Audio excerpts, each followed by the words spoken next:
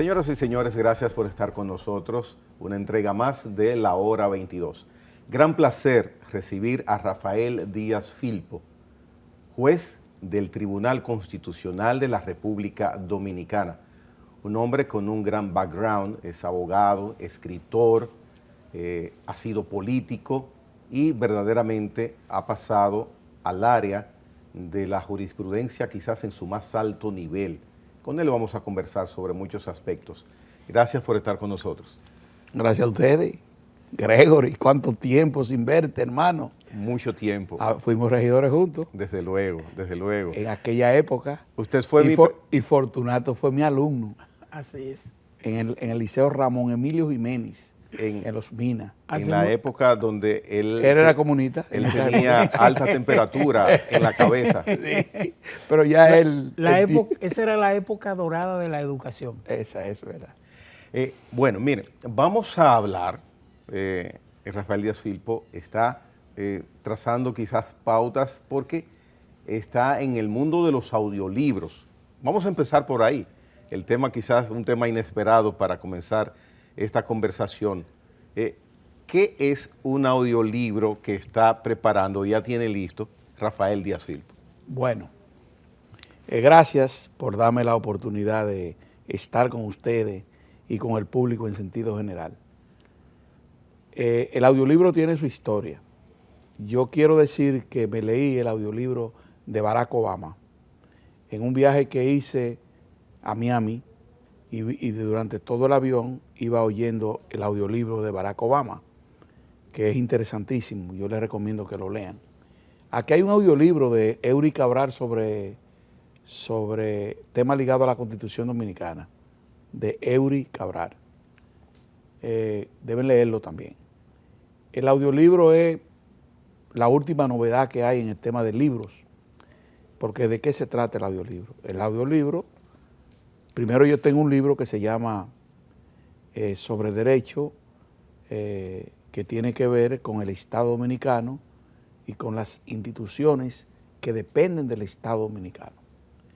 Entonces, en ese libro se hace un análisis importante de los derechos ligados a la sociedad dominicana, como es el derecho de propiedad, como es el derecho que tienen los reclusos, que tienen derechos que mucha gente no se lo imagina, pues tienen una serie de derechos que están establecidos, como es el tema de la dignidad en el Estado social y democrático de derecho, como es el tema del derecho de propiedad, como es, por ejemplo, la constitucionalización del derecho penal en la República Dominicana, como es la constitución del derecho municipal al que tú y yo nos ha unido durante mucho tiempo, y tiene tema interesante, interesantísimo ese libro. Entonces, ¿qué yo hice?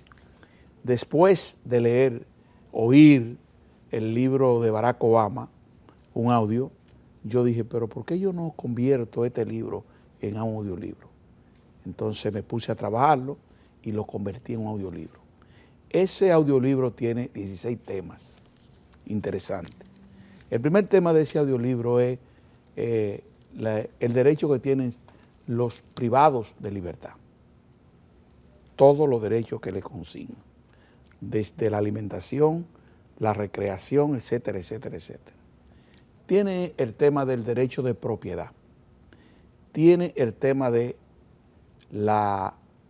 COVID, sus manifestaciones, su interconexión con el derecho, y tiene el tema de las excepciones de inconstitucionalidad. Entonces, sobre eso se trata ese libro. ¿Cuál es el título? ¿Cuál es el título? Audiolibro. Porque el audiolibro es...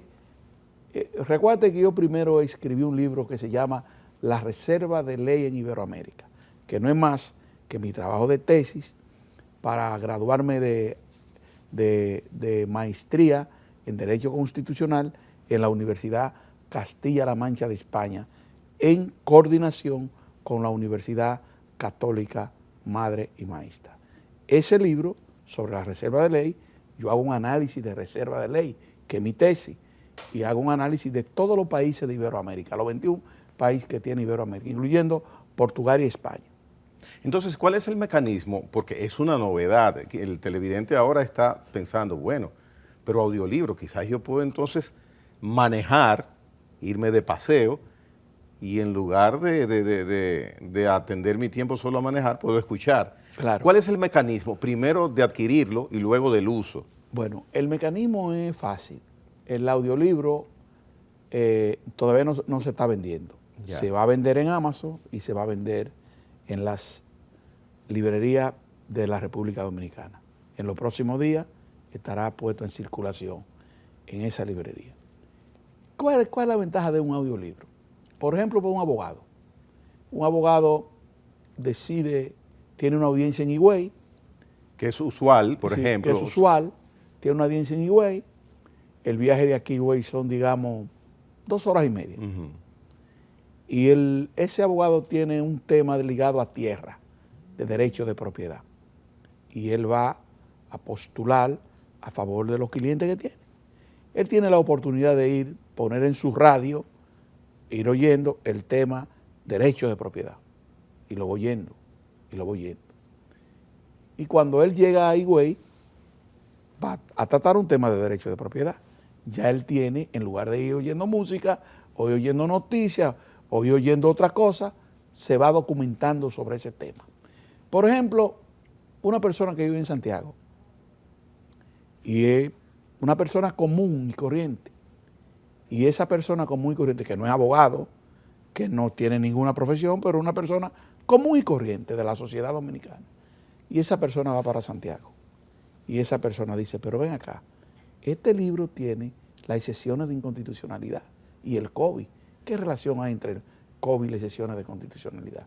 Y dice, bueno, pero es que el presidente de la República, el presidente pasado, Danilo Medina, emitió varios decretos sobre este tema. ¿Y qué tiene esto que ver? ¿Y qué ha hecho el presidente Luis Abinader? Que ha emitido una serie de decretos con relación a este tema.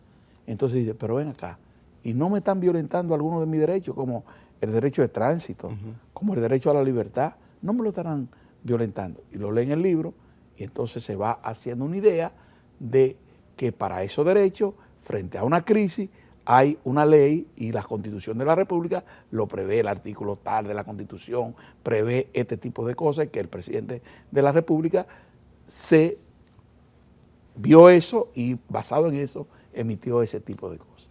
Eso se trata. Pero también Rafael Díaz Filpo tiene libros físicos, Política Constitucional y Constitución Política. ¿Nos puede hablar un poco de él? Sí.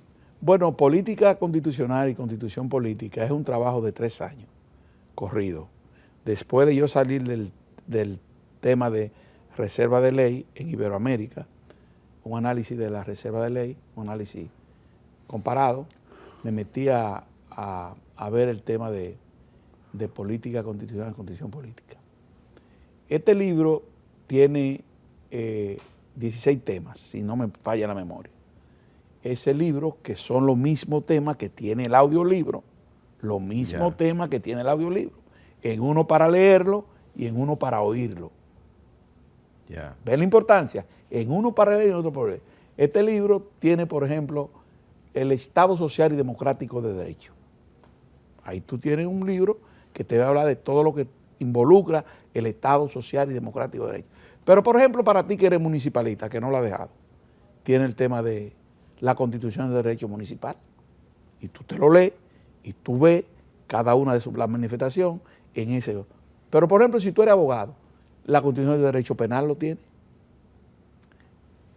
O sea, tiene 16 temas importantes ligados al quehacer dominicano, que son temas ligados a la Constitución de la República Dominicana, en un lenguaje sencillo que cualquier profesional y cualquier persona que no sea profesional puede entenderlo, sin romper el rigor académico del libro, pero sin embargo está hecho en un lenguaje sencillo que cualquiera lo puede entender. ¿Cómo se hace, y paso ya a lo personal, a lo profesional, al manejo de la figura pública, Rafael Díaz Filpo, para hacer la transición, el crossover de un hombre que es eminentemente político en el desarrollo de su vida su juventud, sus años de graduación profesional, a pertenecer luego, durante 10 años hasta ahora, a un tribunal tan importante como es el Constitucional de la República?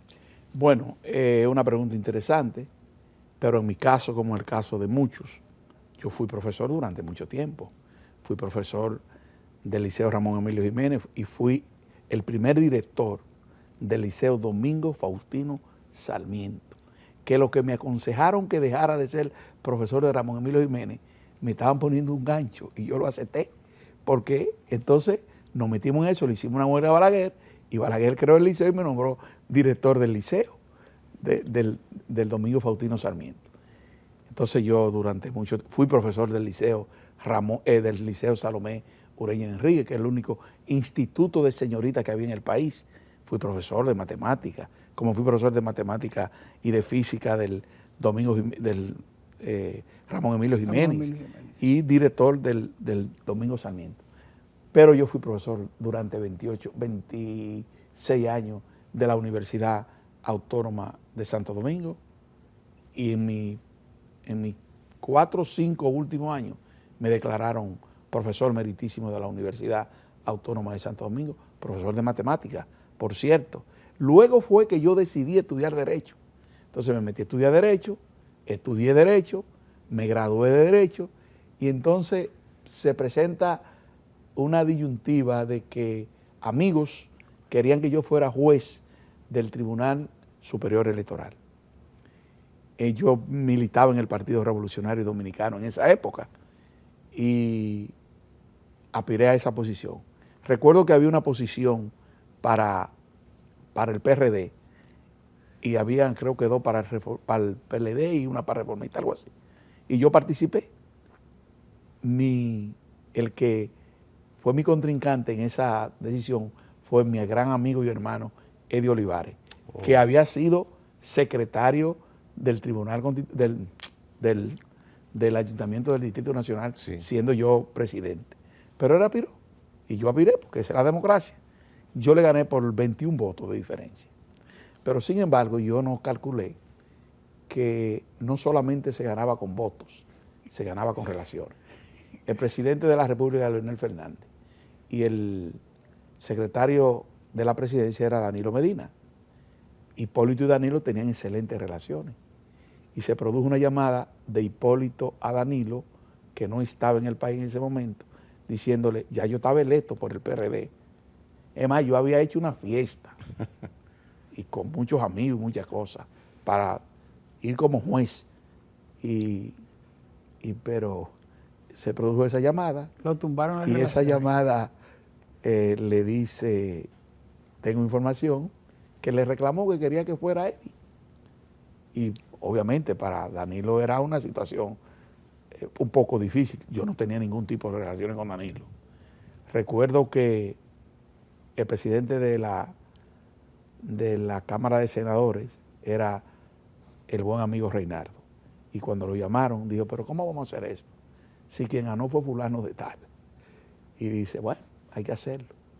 Mi hermano era vocero, el esposo de Elías, Guillermo César Díaz Firpo, senador era borracho, el vocero de los senadores del PRD. Y al presentarse eso, él renunció de la senaduría, porque obviamente no le quedaba de otra. Eso hermano, no es así. Y había ganado en buena ley en el seno del PRD. Bueno, entonces no salí, salió Eddie. 8 años después de eso, se me acerca un amigo que es amigo tuyo, que se llama Julio Mariñez, y me dice, es tu oportunidad para que sea juez del Tribunal Superior Electoral. Y yo le digo, no, yo no voy a aspirar a eso. Ya yo esa etapa la quemé, no me fue bien, ya, yo me olvidé de eso. Como 15 o 20 días después, yo no sé si fue un mandado que me había mandado, pero 15 o 20 días después, me llama Miguel Vargas y me dice, te quiero ver. ¿Dónde tú estás? Yo estoy en mi casa, cogió para mi casa. Y me dice, hay una gran oportunidad para que tú seas juez del Tribunal Constitucional. Digo, yo qué sé de eso. ¿Qué Tribunal Constitucional? Yo no me voy a poner de ridículo. Me sale, sí. hay una gran oportunidad para que tú seas juez del Tribunal Constitucional. Yo te voy a poner en contacto con Milton Ray Guevara y con Eduardo Jorge Prats, que eran amigos de él y por supuesto eran amigos míos. Me puse en contacto con ellos, hablamos, entonces me entusiasmaron y aspiré a juez del Tribunal Constitucional. Me eligieron juez del Tribunal Constitucional, sorpresa para mí. Electo me llama el que era diputado de La Vega, Hugo Núñez, que era el vocero del PRD. Correcto. Y me llama y me dice, eran como las 11 de la noche, ya te eligieron juez, puedes celebrar. Y yo me pongo, a celebrar en mi casa. Estaba con mi familia ahí. Como a los 10 segundos me llama, no solo te eligieron juez, te eligieron por 12 años. Wow. Porque los jueces eran 3 categorías, eran por 6 años, eran por 9 años y eran por 12 años. A mí me tocó lo de 12 años. Lo de 12 años. Que me quedan 2 años todavía. Qué bien. Y entonces esa es la historia. Y entonces, ¿cómo puede el cerebro de un abogado, pero que previamente es político, estar en un lugar donde la equidad debe primar porque se está evaluando las situaciones que el Tribunal de Justicia Mayor nuestra Suprema Corte de Justicia, ha derivado hacia ustedes vía reclamos de terceras personas? ¿Cómo se puede tener ese sosiego, esa sobriedad para mantener hasta ahora una hoja de trabajo en el Tribunal Constitucional como ha sido la de Rafael Díaz Filpo? De lo que se trata es lo siguiente, hermano Gregory. Tú tienes la Constitución, que es tu libro maestro. El libro maestro es la Constitución de un juez y las leyes. Tú no puedes hacer nada que violente la Constitución de la República. Tú no puedes hacer nada que violente una ley. Entonces tú te tienes que agarrar de eso. Al margen de eso, tú no puedes hacer otra cosa que no sea aplicar la ley y aplicar la Constitución. Gregory es mi amigo, pero si Gregory somete un tema al Tribunal Constitucional que viene de la Suprema Corte de Justicia, que la Suprema Corte se lo falló en contra, y Gregory va al Tribunal Constitucional y le dice, miren, en la Suprema lo fallaron mal, me violentaron mi derecho. ¿Qué es lo que el juez ve? El juez analiza y dice, en primer lugar, tengo que verificar si hay alguna violación de alguno de los derechos que dice Gregory. Después Gregory dice, bueno, me violentaron el derecho a la libre expresión. Usted tiene que analizarlo y ver si hay alguna violación a la libre expresión. Si usted ve que no hay violación a la libre expresión, dice, no hay violación a la libre expresión. Hay un tema interesantísimo que es una de las cosas por donde más el tribunal anula sentencia de la Suprema, el test de la debida motivación. Ese test tiene 5 pasos, paso 1, paso 2, paso 3, paso 4, paso 5, que tú debes aplicar. Si tú lo analizas y tú ves que en el test número 1, Gregory no ha dicho cuáles son los motivos que él pide para anular su sentencia, si él no lo dice, tú no puedes pasar al segundo test. Desde luego. Tú no puedes pasar al segundo Elemental. test. Si en el segundo test hay otra cosa y tú no puedes pasar al tercero, entonces tú te tienes que quitar todas las cosas de la cara y analizarlo en función de lo que establece. Yeah. Esa es la situación. Bueno, qué interesante. Ya tú no eres comunista, Fortunato. Hace mucho tiempo que salí. Tengo mis ideas sobre todo lo que estaba ocurriendo y me mantengo. Me recuerdo que antes tú eras muy fanático de Che Guevara. Pero usted fue muy promotor también. Qué buena esta digresión que hacemos. Mire, sin embargo, usted está hablando de un aspecto muy importante para la sociedad, como es el tema de las decisiones emanadas y el tema de la justicia, de las decisiones de un tribunal de esa naturaleza como el Constitucional. Se diría lo máximo. Sin embargo, la sociedad, en términos de las instituciones, de sus propias instituciones, tiene cuenta pendiente con el Constitucional. No sé si es que no lo respeta, no lo valora, porque hay una gran queja de sectores de la sociedad y de personas que se ven afectados en su derecho, de que las decisiones del Constitucional, las propias instituciones del Estado no las respetan, o no las valoran, o no las ejecutan. Eso lo vamos a hacer después del cambio. ¿o no? Después del cambio. Ok, Que perfecto. viene cayendo esa última parte que tú expones en los desacatos, de Perfectamente. que ustedes están siendo objeto de decisiones de ustedes. Un tema bastante interesante. Perfecto. Con Rafael Díaz Filpo, presidente, no, miembro, juez titular del Tribunal Constitucional de la República, venimos en breve.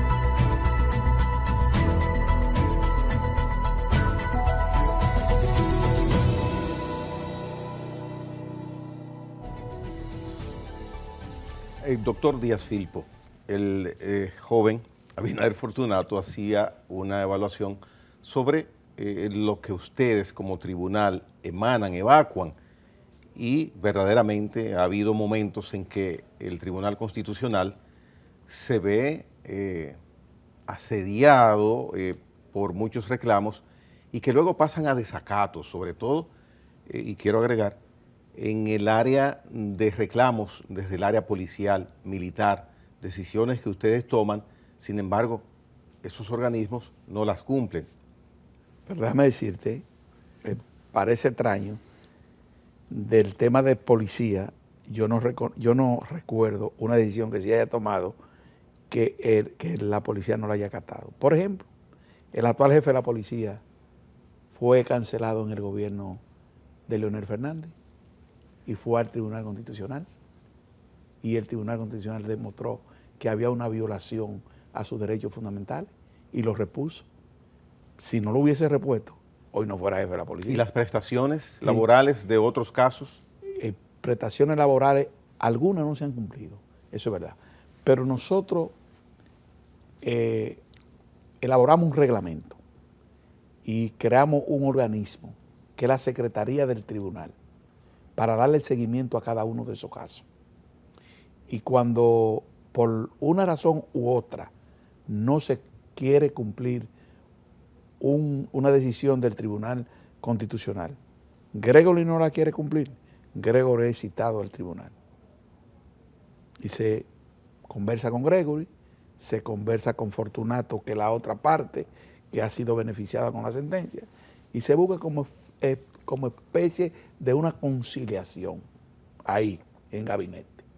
Si no hay salida a esa conciliación, el tribunal aplica de nuevo la decisión. Y si no la cumple la decisión, tus bienes personales pueden ser impugnados ante la justicia para que tenga que cumplirlo. Eso estamos haciendo. O sea, ustedes tenemos algunas sentencias. Les están dando seguimiento a sus propias decisiones, claro, al cumplimiento. Claro. Mira, por ejemplo, hay un caso de un muchacho que tuvo un conflicto con la Cruz Roja Dominicana. El muchacho fue miembro de la Cruz Roja Dominicana durante un tiempo, fue un dirigente político, fue elegido y luego el tribunal tomó una decisión reponiéndolo, no lo repusieron, vino entonces la muerte de Eligia y ahora está eso en el tribunal, justamente en mi comisión. Y entonces, ¿qué hace el tribunal? Hizo una reunión de conciliación. Ya tenemos un informe listo para conocerlo en los próximos días, para recomendar finalmente lo que se va a hacer con ese caso. O sea, el tribunal no lo ha dejado al azar la cosa, sino que le da seguimiento a cada una de las cosas. En Costa Rica, por ejemplo, la no aplicación de una sentencia del tribunal conlleva multa, conlleva prisión, conlleva enajenación de tus bienes. En Costa Rica, por ejemplo, para señalarte un caso de alguien muy cercano de aquí. Y esa es una conducta de los tribunales constitucionales, porque la gente no está acostumbrada a que le hagan cumplir la cosa. Eso es así, esa es la verdad. Ahora, la ley de nosotros fue floja en ese sentido, que no estableció sanciones, no lo estableció, lo dejó a la buena voluntad del legislador y la buena voluntad del legislador a los jueces. No lo estableció. Entonces estamos trabajando para establecer sanciones a aquellos que no cumplan las decisiones que han emanado del Tribunal Constitucional de la República. Yo quiero decirle a ustedes, esas son quejas, pero cuando usted hace un balance de los resultados del Tribunal Constitucional al día de hoy, son balances extremadamente positivos. Me da la impresión de que ustedes tienen demasiados casos asignados, que recurren. Eso es bueno, es malo, o sea, pero ustedes son muy requeridos para ser apoderados de casos donde se necesita la decisión del Tribunal Constitucional. Hay una vieja frase en los abogados que dicen, cuando van a un tribunal que no es el constitucional, nos vemos en el constitucional. ¿Está implementado ya eso aquí? Nos vemos en el constitucional. ¿Qué quiere decir cuando dice nos vemos en el constitucional? Está diciendo, usted me falló en contra mía, vamos al constitucional, para que el tribunal me diga si yo tengo o no tengo razón. Esa es una frase, mira, una frase que se ha repetido en todos los rincones del país. ¿Qué otra cosa ha hecho el Tribunal Constitucional? Importantísima. Es un tribunal del pueblo y para el pueblo. El tribunal va a cumplir 10 años, pero el tribunal visitó toda la provincia del país, con todos sus jueces, presentándose a todas las provincias del país. Y en cada una de esas provincias del país, un juez hacía una conferencia ligado a temas ligados a la provincia. Por ejemplo, yo recuerdo que yo soy de Azua. En Azua hicimos una conferencia. La conferencia que yo hice era sobre la batalla del 19 de marzo, ligado a la batalla a la nacionalidad dominicana. Por ejemplo, pero te puedo decir, por ejemplo, Milton hizo una conferencia en Samaná ligado al tema de Cayo Levantado.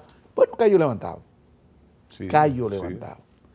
Ustedes saben la lucha que le costó al tribunal emitir una decisión donde dice que Cayo Levantado es propiedad del Estado Dominicano, de los ciudadanos, que no es propiedad privada, porque había una familia, 2 familias, 3 familias, que reclamaban que eso era propiedad de ellos. Y nosotros dijimos, no, eso es una propiedad del Estado Dominicano. Pero aquí hablan de la 168, de la sentencia que tuvo que establecer el marco referencial del tema de la nacionalidad dominicana, que lo estableció. Está establecido, si tú te la lees, está establecido. Pero está la sentencia 167. ¿Qué dijo el tribunal en la sentencia 167? Que antes de la 168, una semana antes. Esa determinó que Loma Miranda era propiedad del pueblo dominicano, del pueblo de Bonao. Lo estableció. Si tú te lees esa sentencia, cuando tú te la lees, tú te das cuenta, para imitar a Fortunato, el tema de nacionalidad, el tema del suelo patrio, el tema de los intereses de este país, defendiéndolo. Eso lo hizo el Tribunal Constitucional. Pero por ejemplo, se me ocurre pensar así.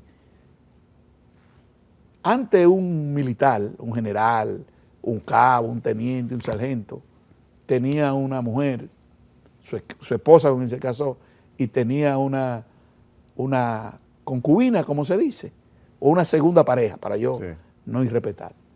Y esa segunda pareja, cuando él se moría, y los hijos de esa segunda pareja, no tenían derecho a los bienes de esa persona. ¿Y qué hizo el tribunal? ¿Y cuál era el alegato? Que no estaban casados, que no había acta de matrimonio. Pero había una situación de hecho. Y sobre esa base que tuvo una situación de hecho, el tribunal decidió y dijo, no, a ella le corresponde. Porque aquí hay una situación de hecho. Ella era la esposa a la hora de la muerte, o ella era su pareja a la hora de la muerte. Ellos tuvieron tantos hijos y no lo dejaban en el aire para señalarte ese caso. Y si te señalo casos de tierra, tú te asombras. Mire, ¿cómo es la coexistencia en un estado como el nuestro, con tantas lagunas y tantas dificultades en el aspecto institucional? ¿Cómo es la coexistencia de la Suprema Corte de Justicia y el Tribunal Constitucional?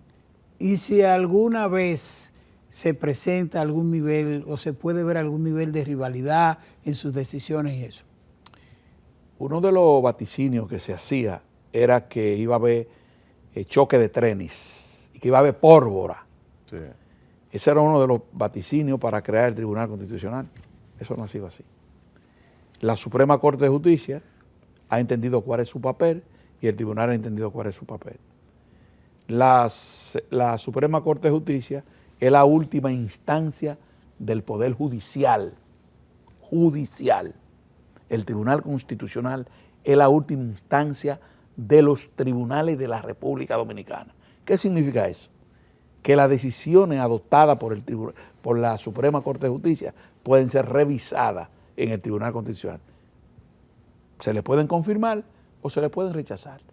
Son muchas las sentencias de la Suprema Corte de Justicia que ha llegado al Tribunal Constitucional que nosotros le hemos anulado y otras le hemos confirmado. Pero la del Tribunal Constitucional no puede ir a ningún sitio. Es la última instancia. Bueno, usted puede ir sí al Tribunal de La Haya. Es la última instancia. Local es la última instancia. Lo que decida el Tribunal Constitucional es lo que está decidido. Hay una serie de leyes complementarias que, como su nombre lo indica, deben de entrar en función a raíz de la promulgación en 2010 de la nueva Constitución nuestra, sí. 26 de enero de 2010. Sí. Esas leyes complementarias, quisiera conocer su parecer porque están pendientes de aplicarse, de promulgarse. ¿Alguna opinión al respecto? Sí, hay leyes muy importantes en ese sentido que no han sido implementadas, pero el Tribunal Constitucional no puede opinar de eso hasta que no sea apoderado, porque si yo doy una opinión con relación a una de esas leyes y hay alguien interesado, cuando llegue al tribunal me tengo que inhibir. De lo que sí yo puedo hablar es de la reserva de leyes que hay. ¿Qué es eso? Interesante. Las reservas de ley surgieron para fortalecer la Constitución y para fortalecer el Estado social y democrático de derecho en la República Dominicana. Por ejemplo, la ley orgánica del Tribunal Constitucional fue una reserva de ley que estaba en la Constitución, pero no se convirtió en ley hasta que no fue aprobada por el Congreso Nacional. ¿El referéndum es una reserva de ley? El referéndum es una reserva de ley. Cuando el Congreso apruebe el referéndum, entonces se implementa. Pero no solamente el referéndum. Todos los años hay un día del año o un mes del año que el presidente de la República emite una serie de decretos, suelta gente, promueve gente. ¿Ustedes se acuerdan de eso? Las amnistías. ¿Ustedes se acuerdan de eso? Sí, desde luego. Esa es una ley que está ahí, que no ha sido aprobada, que está en el Congreso. Pero en la práctica se aplica o se aplicaba. Bueno, lo hace, pero no tiene límite. Y eso hay que ponerle un límite. Esa es una reserva de ley que no ha sido aprobada por el Congreso. Como esa te digo. Pero hay muchas más. Hay 122 leyes en el Senado y en la Cámara de Diputados de la República Dominicana que no han sido convertidas en ley. Son reservas de ley. ¿A quién corresponde activar esa situación? Al Senado de la República y a la Cámara de Diputados. ¿Por qué eso es exclusivamente de ellos. ¿Por qué ocurre esta situación? Bueno, porque a veces los diputados no es de su interés. ¿Qué sé yo? ¿Qué yo te puedo decir? Pero hay que aprobarla. Mire, usted... ¿Tú sabías que la ley de tránsito fue hasta hace poco una reserva de ley? Desde que se aprobó dejó de ser reserva. Pasó a ser una ley. ¿Tú sabes que la ley de educación fue una reserva de ley? Desde que se aprobó dejó de ser ley. Pero la ley del Tribunal Constitucional fue una reserva. Cuando se aprobó se convirtió en ley. La ley de tránsito fue una reserva. Entonces, hay una serie de leyes que han sido reservas y el Congreso la aprueba. Sí, quedan muchas que no han sido aprobadas y que deben ser aprobadas. Mire, disgrego un poco y me parqueo a un lado, simulando como si estuviera en un vehículo para preguntarle. Usted, o un mulo. Bueno, también puede ser. Vehículo. Usted en su momento estuvo en desacuerdo con la aplicación del código de Hond, que es el método que utilizamos para distribuir las curules del Congreso en cada elección. Nosotros tenemos esa situación todavía. ¿Usted quisiera opinar un poquito sobre eso? Bueno, yo te puedo opinar porque ya el tribunal falló sobre eso. Ya. Yo tengo un voto disidente sobre ese tema. Sí. Yo entendí, a lo mejor por mi calidad de haber sido político durante mucho tiempo, que Gregory y yo podemos ir a una boleta electoral y a Gregory no le pueden contar los votos míos, ni a mí los votos de Gregory. Y lo que establece esa ley es eso. Por ejemplo, mi hijo acaba de ser candidato a diputado de la circunscripción número 2 del Distrito Nacional. Sacó una cantidad de votos necesarios para ser diputado. Pero no lo fue. ¿Por qué no lo fue? Porque el partido que lo postuló necesitaba sacar el doble de los votos que él sacó. Y el partido no lo sacó. Entonces, viendo esa situación, yo digo, ¿por qué tiene que Gregory ser candidato a senador de la República Dominicana y Fortunato candidato a diputado? Y para que Gregory sea candidato a senador necesita que se le sumen los votos de Fortunato. No, creo que es injusto. Creo que, y eso me llevó a hacer un voto disidente. Lo expliqué, me cansé de explicárselo al Pleno, muchos no me entendieron, pues, y lo aprobaron. Eso fue en el año 2019, sentencia 375. No me acuerdo el número de sentencia, pero 375. Está orientado. Sí, sí, sí. Porque me interesó bastante y estuve leyendo sobre el particular. Sí, y el voto mío es un voto que no porque es mío. Deben leerlo porque es importante, traza un parámetro de lo que es que no puede ser. Hay que eliminar el método de Hond. Usted, si es senador, tiene que sacar los votos usted, su voto. Y si es diputado, su voto usted. No una muletilla de alguien para sumar los votos aquí, que lo empuje. No puede ser. Para revertir esa situación, ya que ustedes tomaron decisión sobre ese aspecto, ¿qué podría hacerse en un futuro? El Congreso aprobó una ley en esa dirección. El Congreso aprobó una ley estableciendo que los votos son de manera individuales, porque además es que eso violenta la Constitución de la República. La Constitución de la República dice que el voto es directo. El voto es directo. Directo lo dice, pero si tú aspiras a senador y Fortunato aspira a diputado y yo voto por Fortunato, ¿por qué diablo hay que contarte los votos que yo voté por Fortunato a ti? Ahí no hay voto directo. Cierto.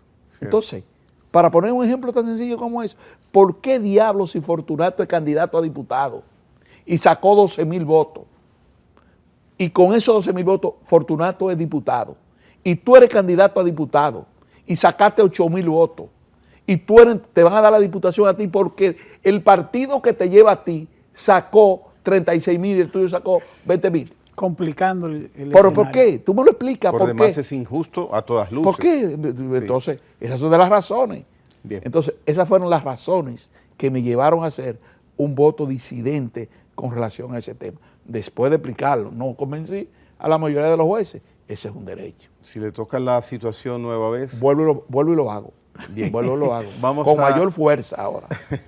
Vamos a una pausa comercial. Volvemos con el doctor Rafael Díaz Filpo, juez del Tribunal Constitucional de la República Dominicana.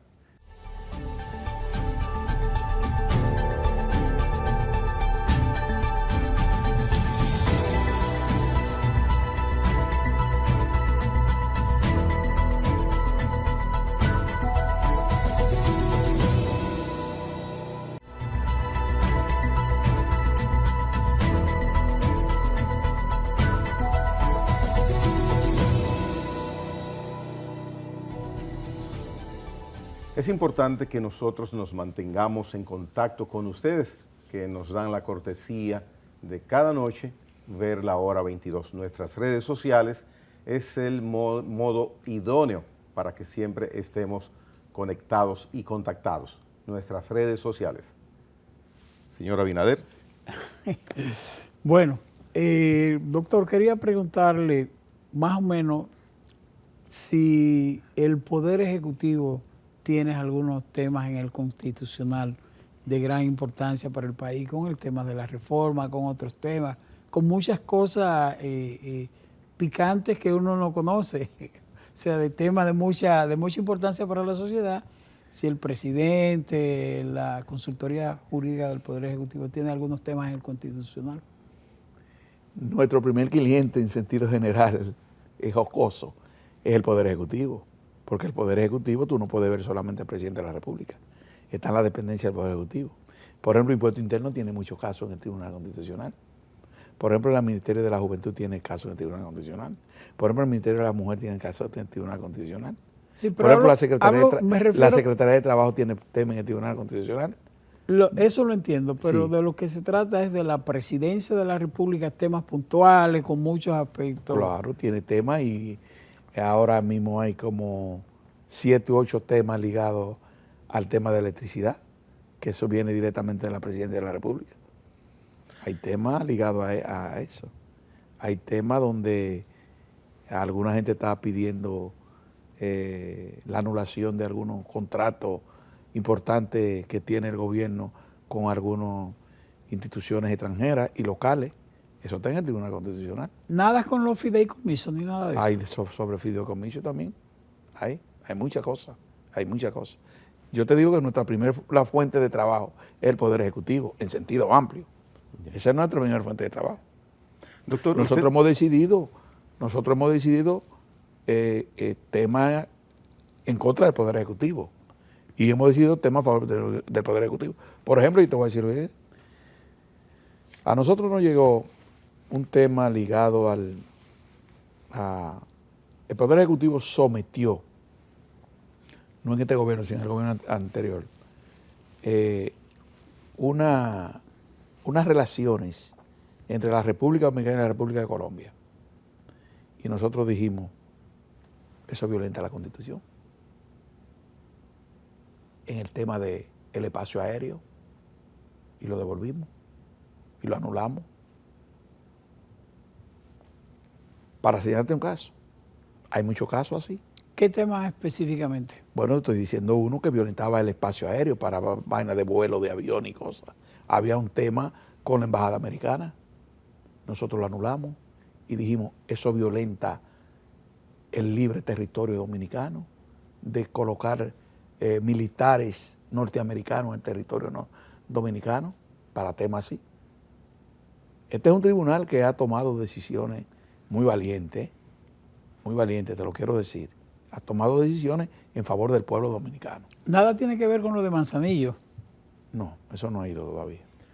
Eso doctor, no ha entre los casos que usted menciona de instituciones del Estado, pertenecen a la parte del Poder Ejecutivo, mencionó a la Dirección General de Impuestos Internos. Hay un caso de Ramón Emilio Concepción. ¿Conoce usted ese caso? Claro que lo conozco. Ya. Sin embargo, la Dirección General de Impuestos Internos, a pesar de ustedes haber evacuado una sentencia, ha hecho caso omiso a esa decisión.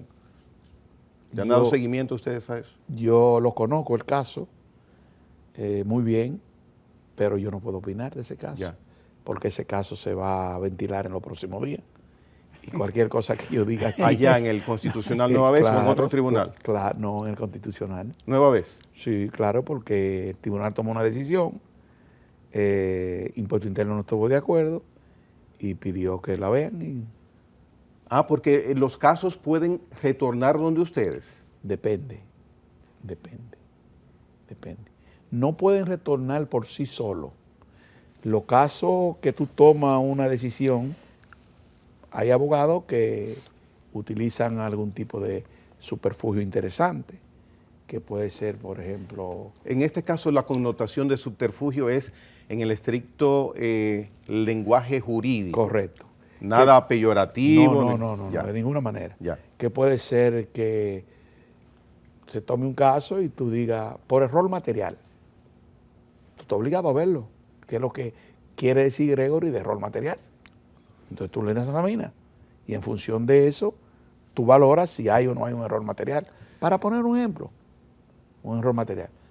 El caso de Ramón Emilio que tú dices, el tribunal tomó una decisión con una sentencia que fue no en esta gestión, fue en la gestión del presidente Danilo Medina. Tomó una decisión y esa decisión no ha sido bien vista, para decirlo de una manera, por impuesto interno. Entonces, esa decisión está ahora en una comisión de ejecución de sentencia. Tomará una decisión, rendirá un informe al Pleno y el Pleno tomará una decisión. Ya, cuando existe una comisión de ejecución de sentencia Existe en ustedes, una comisión, no para nadie en particular, ya, como órgano. ya, correcto. Mire, paso a otro punto. Usted es un entusiasta constitucionalista. Usted aboga porque la Constitución sea parte de las asignaturas en la escuela pública. Claro, claro. Háblenos de eso. Claro. Como que le brilla la cara cuando le toca el tema. Yo creo no, la Constitución más avanzada de Iberoamérica es la Constitución del 10. Ese es un mérito que hay que reservárselo al presidente Leonel Fernández, a los constitucionalistas que trabajaron en ella, como Milton Ray Guevara, como Eduardo Leprá, como el que era procurador de la República, Ramón Jiménez, Fabio Darío Espinal, todos los que trabajaron. Es catalogada como la constitución más avanzada de Iberoamérica. No lo digo yo, lo dice uno de los catedráticos más influyentes de España. Y yo lo digo en mi libro lo dice, recoge esa frase de esa persona. ¿Qué le falta a la Constitución dominicana? No le falta nada. Le falta al pueblo dominicano que se empodere, incluya en la primaria, en la secundaria, el tema de la enseñanza de la Constitución como una materia obligatoria para que los estudiantes de uno u otro nivel conozcan sus derechos, pero conozcan sus deberes. Tú me dices a mí que un jovencito de tercer curso de primaria no se le puede ir enseñando cuáles son sus deberes. Y a los de cuarto año no se le puede enseñar cuáles son sus derechos. Y que tiene que estar obligado a cumplir con sus deberes y a cumplir con sus derechos, porque no hay deberes sin derechos. Como dice Ferrajoli, usted tiene derechos, pero usted tiene deberes, usted tiene que cumplirlos. Entonces, esa es una materia pendiente en la República Dominicana. El Tribunal Constitucional ha hecho esfuerzo extraordinario para este tema. Se ha reunido con todos los ministros que han pasado de educación para incluirlo y no se ha logrado todavía.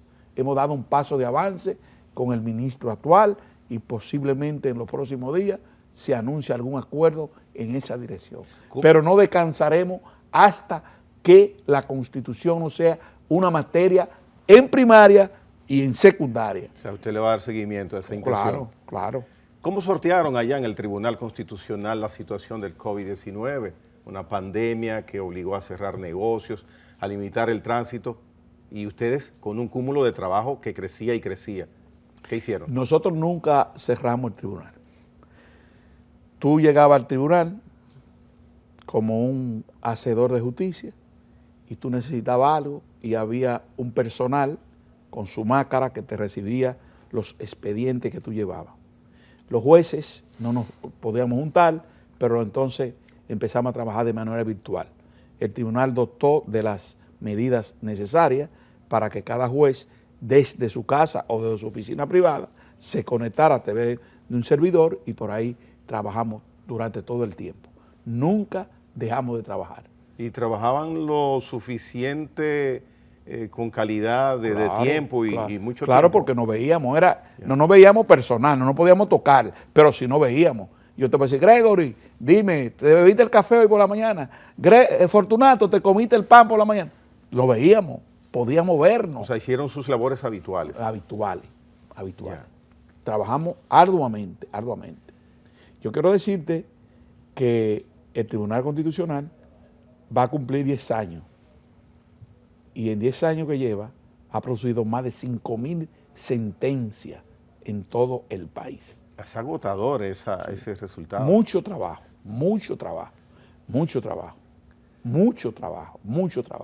y trabajo de calidad. Si quiere agregar algo en 30 segundos, doctor. ¿Y qué puedo yo agregar? Decir que lo quiero muchísimo a ustedes. Fortunato es familia de Abinadel. Son igualitos, ¿no lo ves? No, había de Se blanco. llaman igual. Yo soy Cocolo y el presidente es sirio libanés. Bueno, yo De origen. quiero darle las gracias por la oportunidad que ustedes me han brindado. Son dos viejos amigos. Yo espero que no sea la última vez que me hayan invitado, que sea la primera vez, pero que me sigan invitando y ustedes saben que pueden contar conmigo para lo que ustedes quieran. Por supuesto, y mucho más, que tenemos un juez con audiolibros. No todos los países pueden darse ese lujo. Rafael Díaz Filpo, el juez moderno del Tribunal Constitucional. Gracias por estar con nosotros. Gracias a ustedes. Señores, hasta mañana.